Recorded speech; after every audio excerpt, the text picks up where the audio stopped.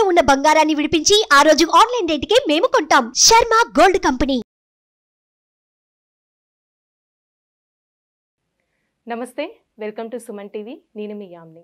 ప్రస్తుతం మనతో ఉన్నారు ప్రముఖ ఆధ్యాత్మికవేత్త, ఆస్ట్రాలజిస్ట్ డాక్టర్ శ్రీమతి కోనాల భాగ్యలక్ష్మి రెడ్డి గారు ఉన్నారు. వారితో మాట్లాడదాం. నమస్తే అమ్మా. నమస్తే అమ్మా. అమ్మ, మనకి ప్రతి నెల సంకష్టహర చతుర్థి అనేది ఉంటుంది కదా, అసలు ఈ నెలలో ప్రత్యేకత ఉందమ్మా?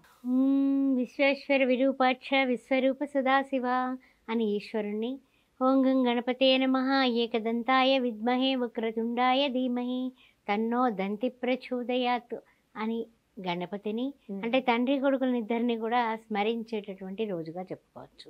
ఎలా అంటే కనుక ఈ నెలలో చెప్పాలంటే సంకష్టహార చతుర్దశి 2024 జనవరి 29న వచ్చింది. అయితే లంబోదర మహాగణపతిగా పూజిస్తాం. ఓం గణానాన్త్వా గణపతిగుం భవామహే కవిం కవీనా ముక్మస్రవస్రవం జ్యేష్ఠరాజం బ్రహ్మణస్పద ఆన శృణ్వన్నోతిభిస్సీదసాదనం ప్రణో దేవీ సరస్వతి వాజీవిర్వాజనీవతి లీనామ విత్రయవతు గణేశాయ నమః సరస్వత్యే నమః శ్రీ గురుభ్యో నమః అన్నది అథర్వశీర్షం. గణపతి అథర్వశీర్షం.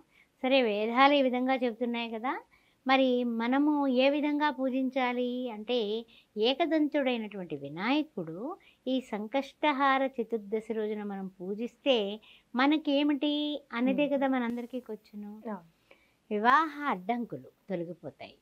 తర్వాత ఎక్కడైనా సరే మనం అప్పులు చేసి తీర్చలేకపోతే ఆ రుణ బాధలు మనల్ని వేధిస్తుంటే ఆ రుణ బాధలు కూడా తీరుతాయి.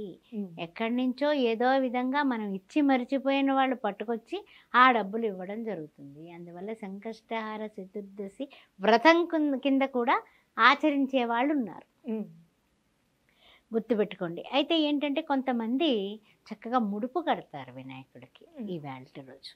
అంటే ఓం సుముఖాయ నమః ఏకదంతాయ నమః ఓం హేరంబాయ నమః అని చక్కగా మనం గణపతిని 21 నామాలతో పూజిస్తాం కదా, లేదా అష్టోత్తరం చేసుకుంటాం కదా. చేసుకున్న తర్వాత ఆ గణపతికి అంటే పసుపుతో చేసినటువంటి గణపతి లేదా గణపతి విగ్రహం, అది మీ శక్తానుసారం చక్కగా తెల్లటి వస్త్రం పసుపు రాసిన పీట మీద ముగ్గు పెట్టి తెల్లటి వస్త్రం పరిచి 4 మూలల్లోని పసుపు కుంకుమలు వేసి మధ్యలో పసుపు కుంకుమ అక్షింతలు వేసి అక్కడ 2 తమలపాకులు వేసి వినాయకుడిని స్థిరంగా ఉండవయ్యా బాబు, ఎక్కడికి వెళ్ళబాక అనేసి చక్కగా ఆయన కూర్చోబెడతాం. ఆవాహయామి ఆవాహనం సమర్పయామి ఆసనం సమర్పయామి రత్నగజిత సింహాసనార్థం అక్షతాన్ని సమర్పయామి. అలాగా మనం పాపం ఆయనకు అవన్నీ ఇవ్వలేం కాబట్టి అక్షతల రూపంలో పూల రూపంలో, ఆ తర్వాత ఆయనకి ఎంతో ఇష్టమైనటువంటి చెరుకు ముక్కలు, ఆ తర్వాత చాలా విపరీతమైనటువంటి బెల్లం ముక్క, అది ఇంకా ఎక్కువ ఇష్టమైన మోదకాలు. మోదకాలు అంటే ఏమిటంటే ఈవేళ రోజున కొంతమంది చాలా పెద్ద కోరికలు ఉంటాయి. కొంతమందికి పదవులు అయి ఉండొచ్చు, లేకపోతే ఉద్యోగంలో ప్రమోషన్లు అయి ఉండొచ్చు, స్టక్ అయిపోతూ ఉంటారు. అలాంటి వాళ్ళు హోమాలు చేపిస్తారు. లక్ష్మీ గణపతి హోమం అని, తర్వాత సంకష్టహార హోమం అని, అంటే అన్ని సంకటాలు కూడా తీర్చేటటువంటి హోమాలు, అలాంటి గొప్ప గొప్ప హోమాలు, రుణ విమోచన హోమం అని ఈ వినాయకుడికి సంబంధించినటువంటి కొన్ని నిగూఢంగా ఉన్నటువంటి గణపతి అధర్శేషంతో చేయిస్తారు. ఆ 1008 నామాలతో 1008 సార్లు హోమం చేయించే మహానుభావులు కూడా ఉన్నారు.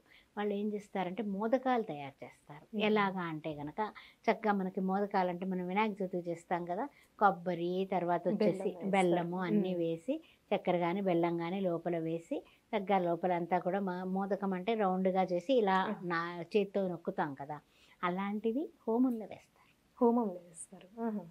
గరిక వేస్తారు, గరికతో చెరుకు వేస్తారు, చెరుకుతో పాటు ఇవి వేస్తారు. వేసి తులసి దళంతో పూజించకూడదు కానీ గణపతిని అన్ని రకాల దళాలతోటి పూజించవచ్చు. ఆ విషయం మీకు తెలుసు. వినాయక చవితి తప్ప ఉట్టప్పుడు మనం తులసి దళం ముట్టుకోకూడదు వినాయకుడి దగ్గర. అందువల్ల ఇవన్నీ చేసి చక్కగా హోమం తర్వాత కూడా హోమాలు చేసేవాళ్ళు హోమాలు చేస్తారు. మనకు అంత శక్తి లేదు. మనం వినాయకుడి దగ్గర చక్కగా సుముఖచ్చయ్య కదంతచ్చా అని ఏదో మనకు తోచించి చదువుకుంటున్నాం, అష్టకం చేసుకుంటున్నాం, లేదా సహస్రం చేస్తున్నాము, లేదా అష్టోత్తరం చేస్తున్నాం శక్తానుసారం. లేకపోతే ఏమీ రాదు మనకి. బెల్లం ముక్క పెట్టి శుక్లాంబరధరం విష్ణుం శశివర్ణం చతుర్భుజం ప్రసన్న వదనంజాయే సర్వ విఘ్నోపశాంతయే అని ఆ వినాయకుడికి చక్కగా మనకు తోచినటువంటి పత్రాలతోటి పుష్పాలతోటి చేసేస్తాం. అలానే అంటే సాయంత్రం చేస్తే మంచిదమ్మా, లేకపోతే పొద్దున పూట చేయాలా పూజ? ప్రొద్దుట పూట చేసుకోవచ్చు, సాయంకాలం పూట చేసుకోవచ్చు. ఇది ఏంటంటే ఈయనకి ఎంతో ఇష్టం. ఆ చతుర్థి ఎప్పుడుందో చూసుకోండి. తిథి ముఖ్యం. అంటే సూర్య ఉదయానికి ఉన్నటువంటి తిథి మనకి చాలా ముఖ్యమైనది. ఒక్కోసారి చతుర్థి సూర్యాస్తమయానికి ఉంటుంది, సూర్యోదయానికి ఉండదు. అలాంటప్పుడు మర్నాడు పెట్టుకుంటాం. అందువల్ల తిథి అనేది మాత్రం చాలా జ్యోతిష్య శాస్త్రం ప్రకారం చాలా ముఖ్యమైనటువంటి విషయం. సరే కొంతమంది సాయంత్రం చేసి మర్నాడు పొద్దున కూడా చేసే మా అఖండులు ఉన్నారు, వాళ్ళ భక్తిపరులు, ఆ భక్త గ్రేసులు అంటాం కదా, ఆ విధంగా అనమాట. ఆ విధంగా చేసేవాళ్ళు కూడా ఉన్నారు. ఇది చేయడమే కాకుండా కనీసం ఇంకేం రాదయ్యా, నాకేమీ రాదు, కానీ గణపతి కటాక్షం కావాలి, నేను అప్పుల పాలైపోయాను, దిగులుగా ఉన్నాను, భార్యాభర్తలు ఇద్దరు విడిపోయి ఉన్నారు, ఇలా ఏవో ఉంటాయి కదా.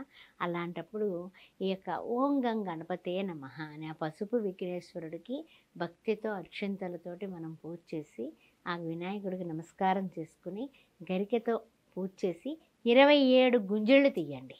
27 చాలా సులభం అనమాట. ఇప్పుడు ఈ అష్టోత్తరాలు, సహస్రాలు, హోమాలు అవన్నీ ఒక పక్కన పెడితే ఇప్పుడు మనకి ఏమీ రాదు, శుక్లాంబరధరం విష్ణు వస్తుంది కదా, ఓం గం గణపతే నమః అనుకోవడం వస్తుంది కదా. 21 టైమ్స్ చేసుకొని చక్కగాని 27 గుంజళ్ళు ఇలా పట్టుకొని చిన్నపిల్లల్లాగా తీయండి. తీసి 40 లడ్డూలు నివేదన చేయండి. 40 లడ్డూలు నివేదన చేసి గరికతో పూజించి 40 లడ్డూలు కూడా ప్రసాదం కింద వితరణ చేసేయండి, పంచేయండి. అలా చేస్తే మీ ఇంట్లో ఉన్నటువంటి సంకటాలన్నీ కూడా తొలగిస్తాడు. అందుకని సంకట విమోచన స్తోత్రం గణపతిది కూడా ఉంటుంది, మనకి లలితా సహస్రనామ పుస్తకంలో ఉంటుంది, అది చదువుకోండి. ఆ రుణాలన్నీ కూడా విమోచన అయిపోతాయి. ఇవన్నీ గుర్తుపెట్టుకోండి. ఏం రాకపోయినా భక్తి ఉంటే ఓం గం గణపతే నమః అనుకున్నా కూడా మీరు అఖండ ఐశ్వర్య ప్రదాత లక్ష్మీ గణపతి, విజయ గణపతి, అందుకని సిద్ధి బుద్ధులతో ఉండేటటువంటి సిద్ధి గణపతి. ఈ విషయాలన్నీ గుర్తుపెట్టుకుని చక్కగా అన్ని చేసుకోండి. ఆయనకి అర్ఘం ఇవ్వండి. చక్కగాని అర్ఘం ఇస్తే అర్ఘ ప్రదాత ఆయన. ఎక్కడైతే ఎవరైతే అర్ఘం ఇస్తామో మనము చక్కగాని ఆచమనం సమర్పయామి, ముఖ్య ఆచమనం పాదయోహ పాద్యం సమర్పయామి అంటాం కదా. మంత్రాలే కాకుండా నిజంగా కూడా గంగాజలంతో ఇచ్చినట్లయితే ఆయన చాలా సంతుష్టుడైపోతాడమ్మా.